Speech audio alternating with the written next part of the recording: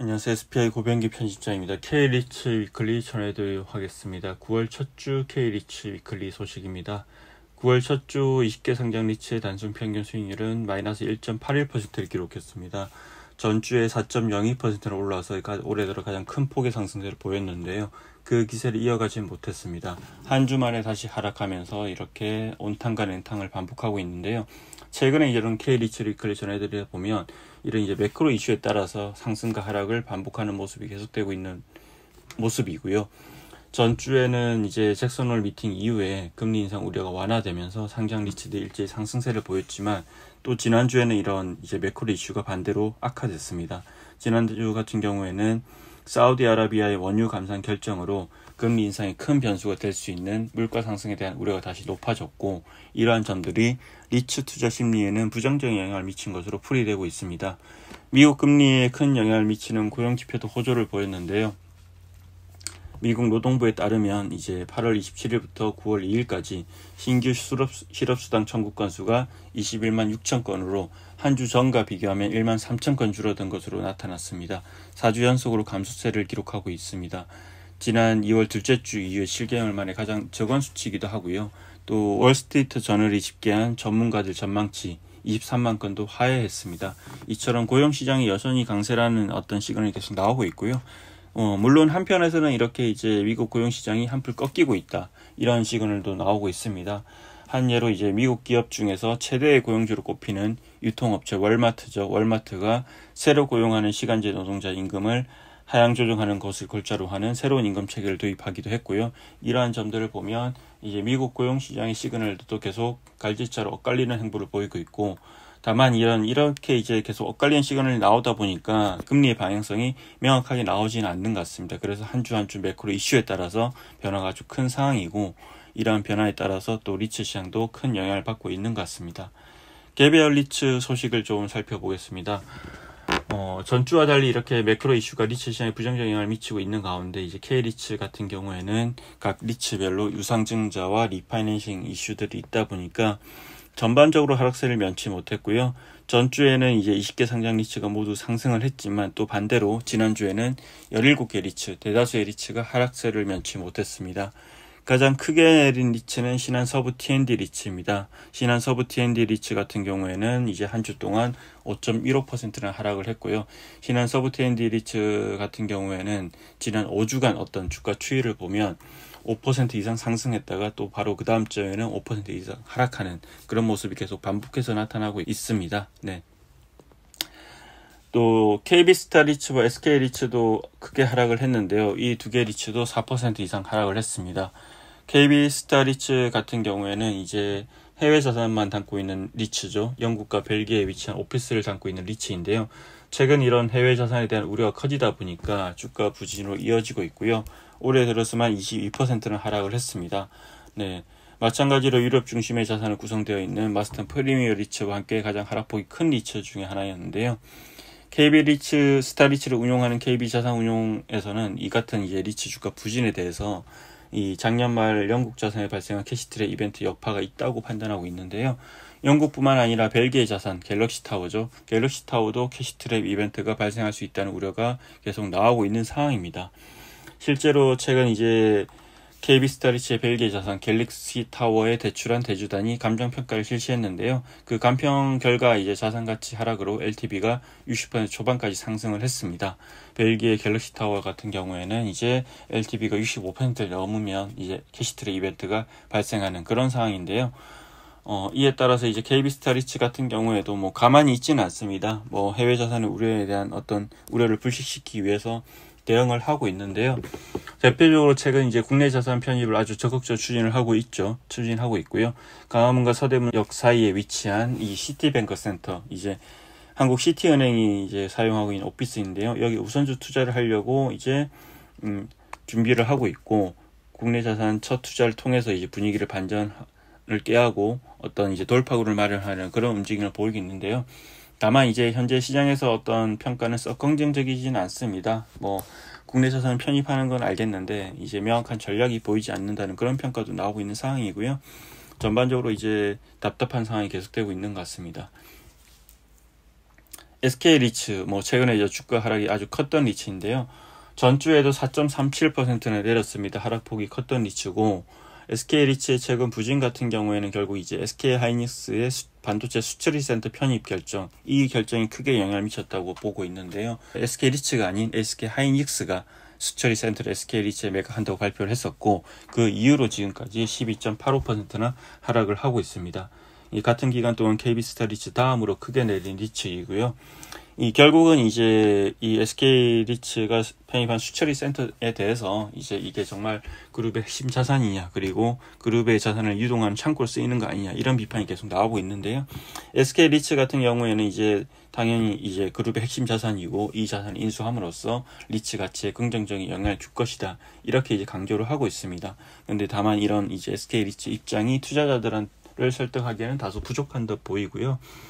뭐 투자자들 같은 경우에는 이제 밸류에이션을 매기 어려운 자산이고, 또 유동화 어려운 자산이기 때문에 이 자산을 SK리츠를 통해서 SK하이닉스가 유동화한다는 인식이 강하고, 또 향후에 엑시트도 만만치 않을 것이라는 우려가 나오고 있는 상황입니다.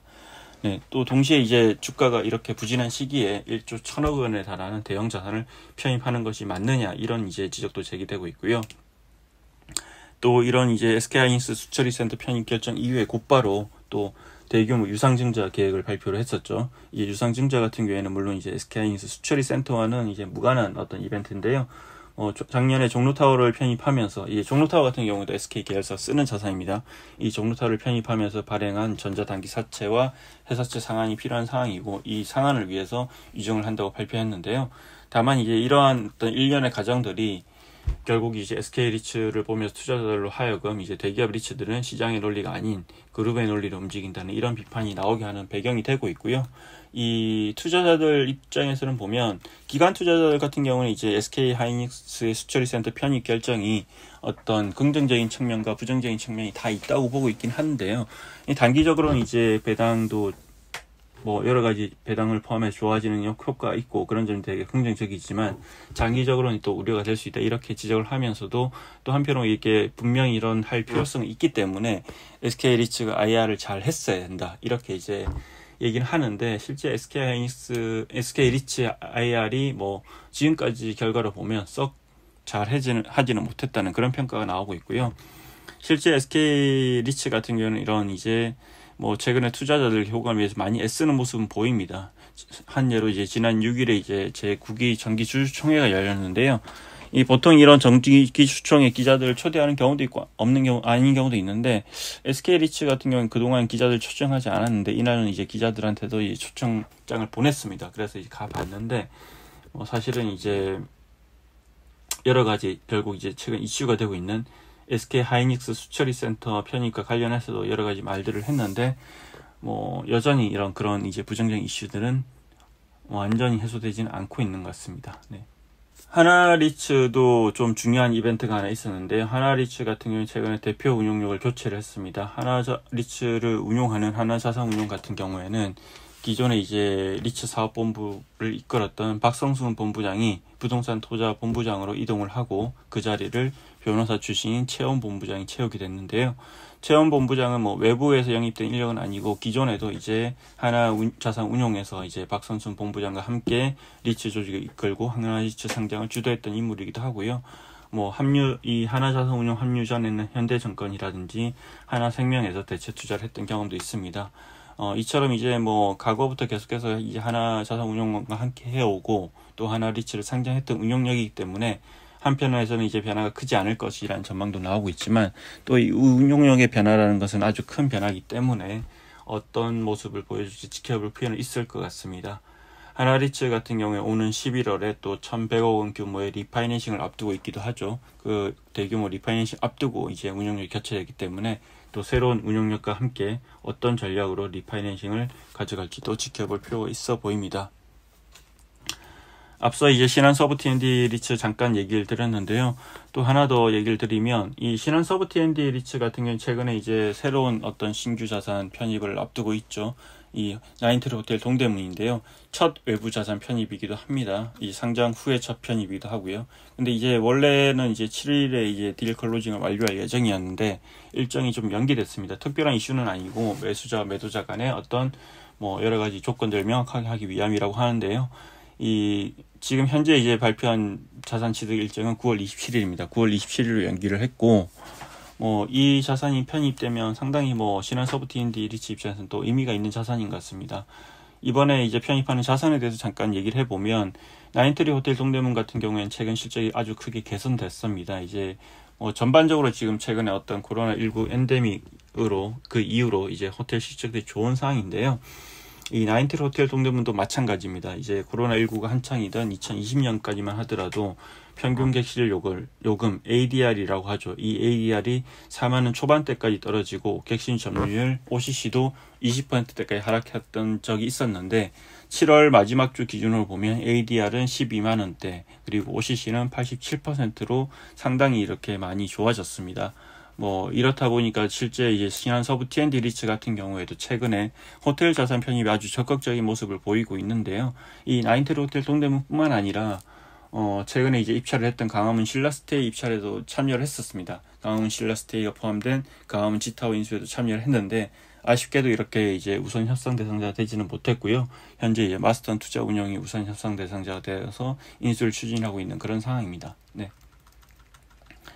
마지막으로 이제 K리츠 간판 ETF라고 할 수 있는 타이거 리츠 부동산 인프라 미래에셋 자산 운용이 운영하고 있는 리츠 ETF죠. 소식을 하나 전해드리도록 하겠습니다. 최근 이제 타이거 리츠 부동산 인프라 ETF가 순자산 3천억을 돌파했다고 발표했는데요. 한국거래소에 따르면 이제 지난 7일 기준으로 종가 기준으로 이 타이거 리츠 부동산 인프라 ETF의 순자산이 3,174억 원으로 집계가 됐습니다. 특히 올해 들어서만 이제 개인들의 순매수 규모가 500억 원을 넘어설 정도로 이제 많은 자금이 유입되고 있는데요. 이 타이거 리츠 부동산 인프라 ETF 같은 경우에는 기본적으로 시가총액 2천억 원 이상의 우량 리츠와 매크라 인프라와 같은 이제 배당 수익률과 안정성을 동시에 추구할 수 있는 그런 자산들을 편입하고 있는 ETF고요. 이 ETF를 운영하고 있는 김병석 이제 미래에셋 자산 운용 ETF 운용 부분 매니저는 이제 이렇게 얘기를 했네요. 리츠 주가 향방의 가장 중요한 변수인 금리의 추가 인상 가능성이 낮아지고 있다. 자금 조달 비용 부담 완화와 배당 자산으로서의 매력이 리츠의 수요 회복과 반등을 이끌 것으로 본다. 이렇게 긍정적으로 내다보고 있고요. 실제 최근 들어서 이런 기관 투자자 리츠 투자가 좀 늘어나고 있는 그런 추세이긴 합니다. 네, 이상으로 K리츠 위클리 소식 전해드렸습니다. 고맙습니다.